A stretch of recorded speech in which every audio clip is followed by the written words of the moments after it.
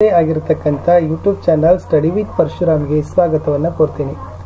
ಈ ದಿನ 9ನೇ ತರಗತಿಯ SA2 ಅಥವಾ ವಾರ್ಷಿಕ ಪರೀಕ್ಷೆ ಮಾರ್ಚ್ 2023ಕ್ಕಾಗಿ ಪ್ರಥಮ ಭಾಷೆ ಕನ್ನಡದಲ್ಲಿ ಇವತ್ತು ಗದ್ಯ ಭಾಗದಿಂದ ಬಹು ನಿರೀಕ್ಷಿತ ಪ್ರಶ್ನೆ ಪತ್ರಿಕೆಯಲ್ಲಿ ಪ್ರಶ್ನೆಗಳನ್ನು ಅಪ್ಲೋಡನ್ನು ಮಾಡ್ತಿದ್ದೀವಿ. ಖಂಡಿತವಾಗಿ ನಿಮ್ಮ ಪರೀಕ್ಷೆಗಳಲ್ಲಿ ಇಲ್ಲಿಂದ ಪ್ರಶ್ನೆಗಳು ಬರ್ತಕ್ಕಂಥ ಸಾಧ್ಯತೆ ತುಂಬಾ ಹೆಚ್ಚಿದೆ.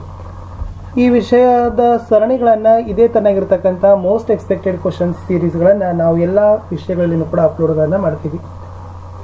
ಸೊ ಹಿಂದಿನ ವಿಡಿಯೋ ನೋಡದೇ ಇದ್ರೆ ವಿಡಿಯೋದ ಡಿಸ್ಕ್ರಿಪ್ಷನ್ ಬಾಕ್ಸ್ನಲ್ಲಿ FA SA exam question paper ಅಂತ ಪ್ಲೇಲಿಸ್ಟ್ ಲಿಂಕ್ ಇದೆ, ಅಲ್ಲಿ ಒತ್ತಿ ನೋಡ್ಬೋದು.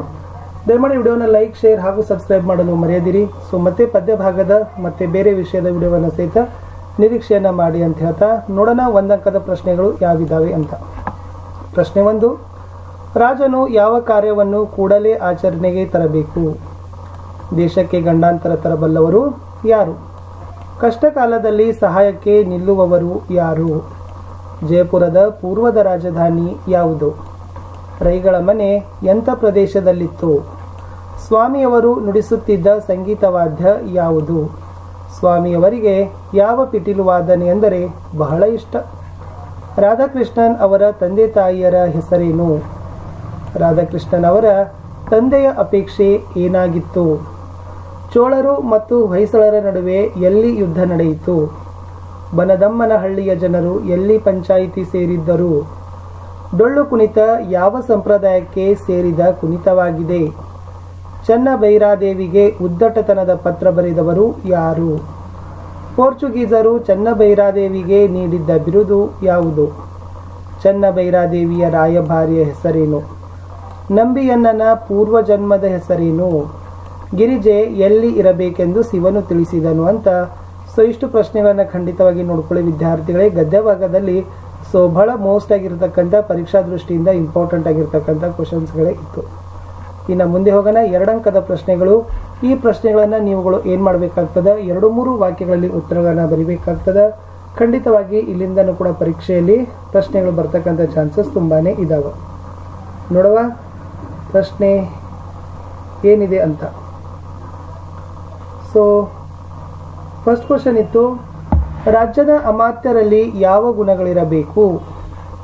ದೂತನು ಹೇಗಿರಬೇಕು? ಯಾವ 3 ವ್ಯಕ್ತಿಗಳನ್ನು ರಾಜನು ತ್ಯಜಿಸಬೇಕು, ಯಾಕೆ? ಜಯಪುರದ ಬೀದಿ ಹಾಗೂ ಮನೆಗಳ ಸೌಂದರ್ಯವನ್ನು ವಿವರಿಸಿ. ಸ್ವಾಮಿಯವರ ಸಂಶೋಧನೆಯ ಆಸಕ್ತಿ ಏನಾಗಿತ್ತು? ಮುಂದಿನ ಪ್ರಶ್ನೆ ಇತ್ತು, ಎಸ್, ಸ್ವಾಮಿಯವರ ಸಾವು ಲೇಖಕರನ್ನು ಯಾಕೆ ಕಾಡಿತು?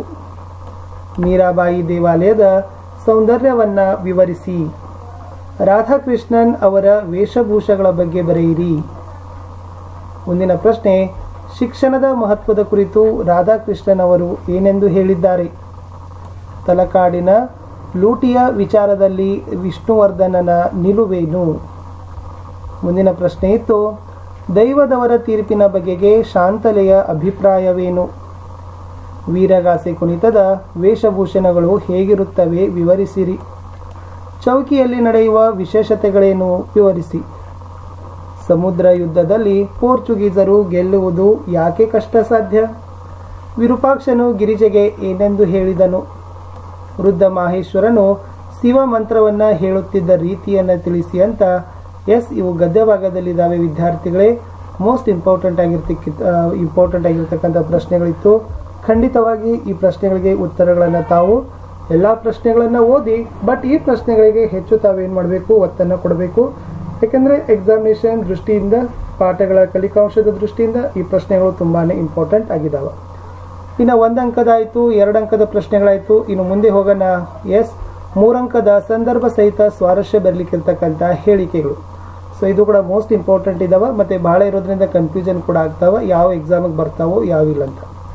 ಸೊ ನೆನಪಿಟ್ಕೊಡ್ರಿ, 1000 ಮೂರ್ಖರಿಗಿಂತ ಒಬ್ಬ ಪಂಡಿತ ಲೇಸು, ಗಂಡಸರು ರಂಗುರಾಯರೇ. ಪ್ರಾಚೀನ ಗುಡಿಗೋಪುರಗಳು ಗೂಬೆಯ ಮನೆಗಳಾಗಿದ್ದವು. ಒಳಗೆ ಬಂದಿದ್ದರೆ ನೀವು ನುಡಿಸುತ್ತಿರಲಿಲ್ಲ. ನೀವೊಬ್ಬರೇ ನನ್ನನ್ನು ಒಬ್ಬ ಮನುಷ್ಯರಂತೆ ಕಂಡು ವರ್ತಿಸಿದವರು. ಮಾನವತೆಯೇ ವಿಶ್ವ ಅನುಸರಿಸಬೇಕಾದ ಮಾರ್ಗ. ತಲಕಾಡುಗೊಂಡವನಿಗೆ ಜಯವಾಗಲಿ. ಬಲರೇ ವೀರ, ಅಹಹ ವೀರ. ಸ್ವಾಮಿ ನಮ್ಮಯ್ಯ ದೇವರು ಬಂದಾನ ಬನ್ನಿರೇ. ದುಷ್ಟ ನಿಗ್ರಹ, ಶಿಷ್ಟ ಪರಿಪಾಲನೆ, ಕುತಂತ್ರವನ್ನ ತಂತ್ರಗಾರಿಕೆಯಿಂದಲೇ ಮನಿಸಬೇಕು.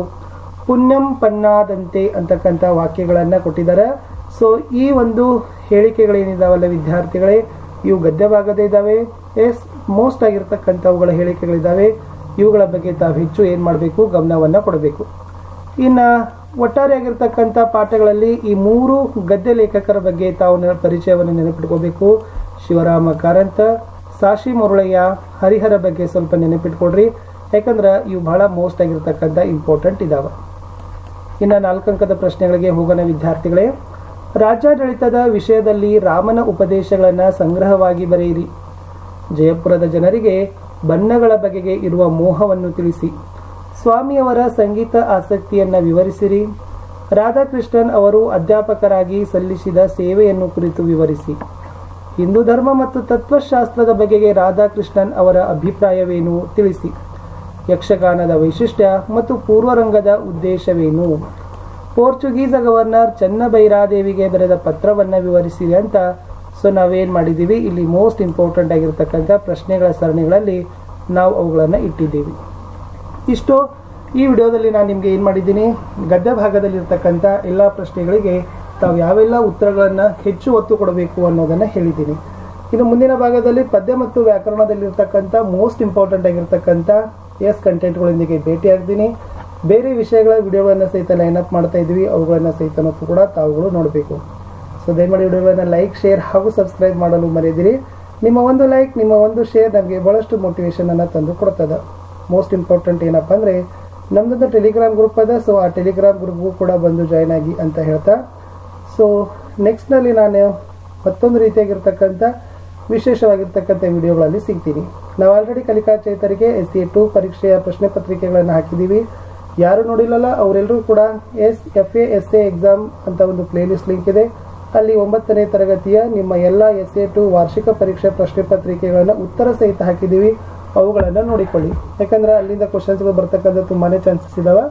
ಮತ್ತು ಭಾಳ ಎಕ್ಸ್ಪರ್ಟ್ ಆಗಿರ್ತಕ್ಕಂಥ ತೆಗೆದವರು ಕ್ವಶನ್ಸ್ಗಳನ್ನೇ ನಾವು ಅಲ್ಲಿ ಏನು ಮಾಡಿದ್ದೀವಿ ನಿಮಗೆ ಇಟ್ಟಿದ್ದೀವಿ. ಸೊ ಆ ಕಾರಣಕ್ಕಾಗಿ ನಿಮಗೆ ಹೇಳೋದು ಆ ಎಲ್ಲ ವಿಡಿಯೋಗಳನ್ನು ಒಂದು ಸಾರಿ ಹೋಗಿ ನೋಡಿ ಅಂತ ಹೇಳ್ತಾ ಸಿಗ್ತೀನಿ. ನಾನು ನಿಮಗೆ ಪ್ರಥಮ ಭಾಷೆ ಕನ್ನಡದ ಪದ್ಯ ಭಾಗದ ಬಹು ನಿರೀಕ್ಷಿತ ಪ್ರಶ್ನೆಗಳ ಸರಣಿಗಳಲ್ಲಿ. ಅಲ್ಲಿಯವರೆಗೆ ಬಾಯ್.